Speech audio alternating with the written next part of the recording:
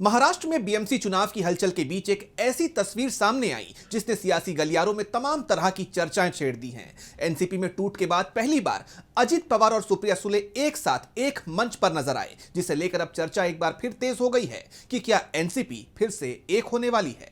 देखिए ये रिपोर्ट। जुलाई 2023 में एनसीपी में हुई बड़ी टूट के बाद पहली बार अजित पवार और सुप्रिया सुले एक साथ नजर आए।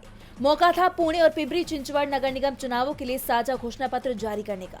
जैसा आप जानते हैं कि अजित पवार फिलहाल सत्ताधारी महायुति सरकार में डिप्टी सीएम है, वहीं सुप्रिया सुले विपक्षी गठबंधन महाविकास अघाड़ी का हिस्सा है। इन सब के बावजूद स्थानीय निकाय चुनावों के लिए दोनों गुटों ने हाथ मिला लिया है। 15 जनवरी को होने वाले चुनावों के लिए दोनों का साथ आना राज्य की राजनीति में एक बड़ा मोड़ माना जा रहा है।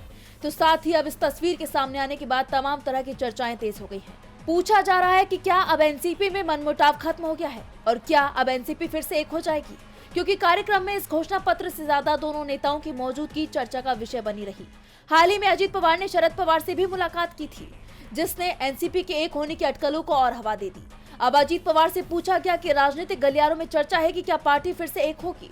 इस पर अजित पवार ने एक वाक्य में कहा, राजनीति में कोई भी स्थायी दुश्मन नहीं होता। यानी अजित पवार ने एक तरह से संकेत दे दिया है कि निकाय चुनाव के बाद दोनों गुटों के स्थायी रूप से साथ आने पर विचार किया जा सकता है। उन्होंने ये भी कहा कि इस तालमेल से जमीनी कार्यकर्ता बेहद खुश हैं। अब भले ही ये गठबंधन फिलहाल स्थानीय चुनावों तक सीमित दिख रहा है, लेकिन एनसीपी के दोनों गुटों का साथ आना महाराष्ट्र के सियासी समीकरण बदल सकता है। अब एनसीपी फिर से एक होती है या नहीं, ये तो आने वाले वक्त में ही पता चलेगा। डीबी लाइव की रिपोर्ट।